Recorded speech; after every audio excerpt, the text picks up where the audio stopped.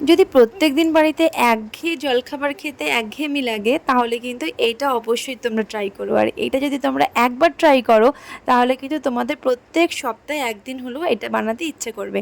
তাহলে চলো আজকের এই জলখাবারটার রেসিপিটা খুব সহজেই জেনে নিই। আর প্রথমেই জেনে নিই যে এই জলখাবারটা বানাতে আমাদের কী কী প্রয়োজনীয়।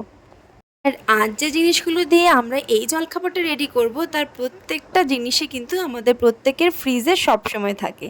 আর তার আগে দেখো এখানে আমি একটু ময়দা নিয়ে নিচ্ছি, যেহেতু তোমরা দেখেছো এটা একটা পরোটা রেসিপি আর খুবই হেলদি অ্যান্ড খুবই টেস্টি। আর অবশ্যই কিন্তু আমাদের সকলের খুবই ফেভারিট একটা ডিশ আজকে হতে চলেছে এটা। তো চলো প্রত্যেক দিনের এই একঘেয়েমি পরোটা থেকে আজকে বিরতি নিয়ে আজকে নতুন রকমের একটা ভেজিটেবল পরোটা বানিয়ে দেখাবো তোমাদেরকে। সো প্রথমেই দেখলে আমি সব কিছু রেডি করে নিয়েছি, সব ডিটেলসে তোমাদেরকে বলবো, তার জন্য তোমাদেরকে একটুই ধৈর্য ধরতে হবে, ঠিক আছে? তো এখানে দেখলে ময়দাটাকে আমি কিন্তু সমস্ত কিছু মিক্স করে রেখে দিয়েছি। আর তার আগে আমি কড়াতে যে ভেজিটেবলগুলো তোমরা দেখলে সেগুলোকে একটু ফ্রাই করে নেব। প্রথমে একটু অল্প চিনি আর তেলটা গরম করে নিয়ে আমি কাসুরি মেথি দিয়ে দিয়েছি। এখানে কাসুরি মেথিটা দিচ্ছি জাস্ট একটা ফ্লেভারের জন্য। তোমরা কিন্তু এখানে কারি পাতাও অ্যাড করতে পারো হালকা করে, বাট কাসুরি মেথি দিলে একটা ফ্লেভার যেমন আসবে তেমন একটা দেখতেও বেশ সুন্দর লাগবে। তার সাথে আদা বাটা আর সামান্য লঙ্কা বাটা দিয়ে দিচ্ছি খুব সুন্দর একটা ফ্লেভার আসার জন্য। আর তার সাথে আমরা দেব হচ্ছে জিরে গুঁড়ো আর ধনে গুঁড়ো, আর তার সাথে দেব একটু ভাজা মশলা, সেটা একদম লাস্টের দিকে। আর আমরা এখানে চাইলে হিং ফোড়ন দিতেও পারি, আবার স্কিপও করতে পারি। আমি ভেবেছিলাম আজকে এখানে একটু হিং ফোড়ন দেবো, বাট আমি না ভুলেই গেছিলাম। আমার রান্নার লাস্টে মনে পড়েছে যে আমি হিং দিতেই ভুলে গেছি। কিছুটা গাজর আমি এখানে গ্রেট করে রেখে দিয়েছিলাম একদম মিহিভাবে। আর সেটাই কিন্তু আজকের রেসিপির মূল আকর্ষণ। তোমাদের বাড়িতে যেসব বাচ্চারা ভেজিটেবল খেতে একদমই পছন্দ করে না, তাদেরকে কিন্তু তোমরা এইভাবেই ভেজিটেবল খাওয়াতে পারো। একদমই বুঝতে পারবে না যে তুমি এটা কী দিয়ে বানিয়েছো। আর যেহেতু দেখো গাজরটাকে গ্রেট করে রেখেছিলাম, আর সেইভাবেই গাজরটাকে দিয়ে একটু ভালো করে ফ্রাই করে নিয়েছি।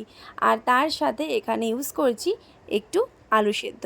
আলু সেদ্ধটাকে আমি আগে থেকেই সেদ্ধ করে নুন আর একটু হালকা তেল দিয়ে ভালো করে মেখে রেখেছিলাম। সেটাকে দিয়েই আজকের এই রেসিপিটা আমরা তৈরি করব। ভেতরে পুর দিয়েও তোমরা বানাতে পারো, সেটা হয়ে যাবে আলুর পরোটা, কিন্তু আজকে আমরা সেটা করব না। আজকে এই জিনিসটাকে খুব ভালো করে মিক্স করে কিন্তু আমরা এখানে ভেজে নিচ্ছি। তোমরা চাইলে এখানে হালকা পেঁয়াজ গ্রেট করেও দিতে পারো বা পেঁয়াজ কুচি কুচি করেও দিতে পারো, সেটা একটা অন্যরকম টেস্ট আসবে। বাট আজকে কিন্তু পুরো এটা একটা ভেজ আইটেম হচ্ছে, তো সেই জন্য কোনো রকম জিনিস আমরা এগুলো ইউজ করছি না। তো শুধুমাত্র আদা লঙ্কার ওপরেই কিন্তু আজকের এই জিনিসটা বানানো হচ্ছে। আর এইখানে দেখো পুরো জিনিসটা পুরোপুরি রেডি হয়ে গেছে, মানে পুরটা পুরোপুরি রেডি হয়ে গেছে। আর এখানে যে তোমরা দেখেছিলে আমাদের ময়দাটা পুরো আমি রেডি করে রেখেছিলাম, সেটাকে একটু ভালো করে ময়াম দিয়ে নেব। আমি চাইলেই আগে মেখে নিতে পারতাম, কিন্তু এটা দিয়ে একসাথে মাখলেই কিন্তু বেশ ভালো হবে, মাখাটা সলিড হবে এবং স্মুথ হবে। তো সেই জন্যই কিন্তু এখানে ভালো করে ময়াম দিয়ে নিচ্ছি। জানোই যে তোমরা এর মধ্যে কী কী দিয়েছি। নর্মালি আমরা পরোটা করতে গেলে যা যা দিই, নুন, একটু হালকা চিনি আর একটু সাদা তেল। তো সেটাকে ভালো করে দিয়ে ময়াম দিয়ে নেওয়ার পর আমরা এই যে পুরটাকে বানিয়েছি এই পুরটাকে দিয়ে ভালো করে আমরা এটাকে মাখবো। খুব একটা জলের প্রয়োজন নেই, এটা এইভাবে মাখতে মাখতে কিন্তু একদম ডোয়ের মতন হয়ে যাবে, যেমন আমরা ময়দা লেচি করি। দেখো এখানে কেমন হয়ে গেছে, জল কিন্তু আমরা একদম ইউজ করিনি, শুধুমাত্র এই পুরটা দিয়ে আমরা ময়দাটাকে মেখেছি। তারপরে এরকম সুন্দর সুন্দর ছোটো ছোটো ছোটো লেচি বানিয়ে নিয়েছি। দেখো পুরো ময়দার মতন যেমন আমরা পরোটা করি সেই রকম কিন্তু লেচিটা বানানো হয়ে গেছে। আর এই সুন্দর কালারটা কেন এসেছে জানো? এই কাসুরি মেথির জন্য। তারপর এক এক করে আমরা বেলে নেব। দেখো এখানে হালকা হালকা করে বেলছি, কারণ বেলতে আমাদের একটু সময় লাগবে আর একটুখানি অসুবিধাও হবে, কারণ যেহেতু এটা মধ্যে আলু দেওয়া ছিল। আর আলু দেওয়ার জন্যই না কড়াতে একটু আটকে আটকে যাচ্ছিলো। তবুও কড়াটা একটু ভালো করে গরম করে নিয়ে যদি আমরা অল্প অল্প তেলে ভাজি তাহলে কিন্তু জিনিসটা খুব সুন্দর হবে এবং ফ্রাইটাও খুব সুন্দর হবে এবং জিনিসটা বেশ ভালো ফুলবেও। তোমরা হয়তো একটু খেয়াল করে দেখবে পরোটা কিন্তু আমরা যত অল্প সময় নিয়ে আমরা সুন্দর করে ভাজি তত পরোটা কিন্তু দেখতে বেশিও ভালো হয় এবং খেতেও বেশ টেস্টি হয়। হয়তো আমরা ব্যস্ততার কারণে আমরা তাড়াহুড়ো করে সবটা করার চেষ্টা করি, সেটাই। আর আমি না একটু কম তেলে পরোটা খেতেই বেশি পছন্দ করি। আর কিন্তু এই জিনিসটা এমনই একটা জিনিস হয়ে গেছিলো, সেটা কম তেলে আর হচ্ছিলোই না, একটু তেলটা বেশিই লেগে যাচ্ছিলো। তো তো যেহেতু আলুটা দেওয়া রয়েছে, যদি আমরা আলুটা না দিতাম তাহলে এটা হতো না, বাট আলু দেওয়ার জন্য তেলটা বেশি না দিলে ওল্টাতে চাইছিল না একদমই।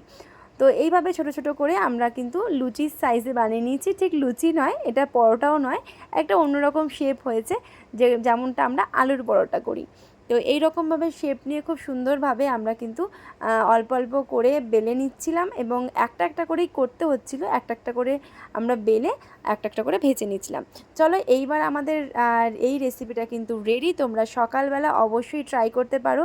যদি তোমাদের একঘেয়ে লুচি, তরকারি, পরোটা এইসব থেকে অন্য রকম রেসিপি ট্রাই করতে ইচ্ছে করে, এবং ভেজিটেবল দিয়ে অবশ্যই, তাহলে কিন্তু তোমরা এটা অবশ্যই ট্রাই করো। বাচ্চাদেরকে টিফিন এবং নিজেরাও কিন্তু সকালে ব্রেকফাস্ট অনায়াসে সেরে নিতে পারবে।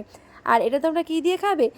আমিও না প্রথমে এটাই ভাবছিলাম যে এই জিনিসটা কী দিয়ে খেলে বেশি টেস্টি লাগবে, তারপরে দেখলাম ফ্রিজে একটু আমের আচার রয়েছে, আর তাই সেটা বের করে নিয়েছি, আর একটু সস দিয়ে সকালের ব্রেকফাস্টটা কিন্তু দারুণ হয়েছিল।